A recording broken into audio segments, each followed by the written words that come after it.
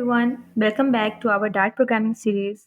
Today we are going to learn one of the most important topics in programming, classes and objects in Dart. Don't worry if you are new to this, I will explain everything in a simple way with real life example. So let's get started. What is a class in Dart? A class is like a blueprint or template. Class क्या है? एक blueprint print है या एक design है जो हमें बताता है that how something should behave and what are the properties and methods an object will have.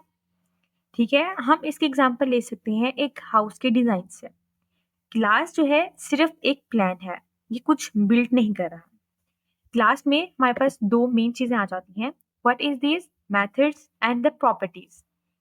The methods are like functions जो परफॉर्म करेंगे कुछ एक्शंस को, और हमारे पास जो प्रॉपर्टीज हैं दे आर लाइक वेरिएबल्स। ठीक है, हम इसको एक छोटी सी एग्जांपल के साथ समझते हैं। For this let go to a DartPad which is a online compiler.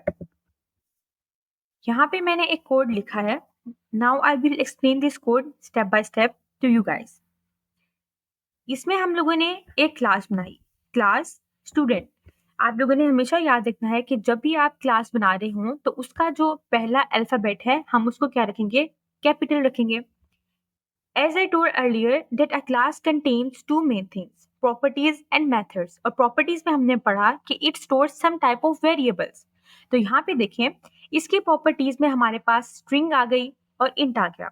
String एक property है that stores the student name as a string, और ये age हमारे पास एक property है that is storing student's age in an integer.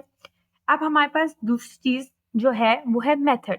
Method में हमारे पास use किया है void display information।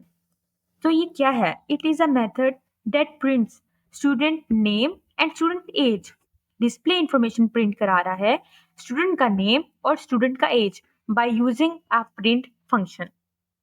उसके बाद हम अगर नीचे आए तो हमें नजर आ रहा है एक void main function.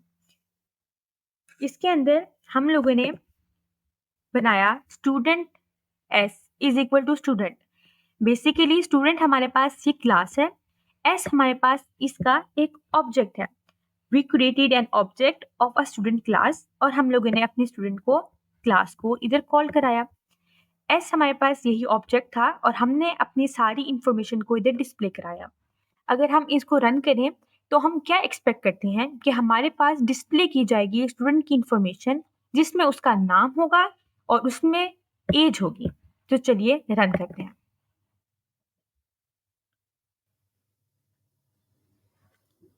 So it is the name and as.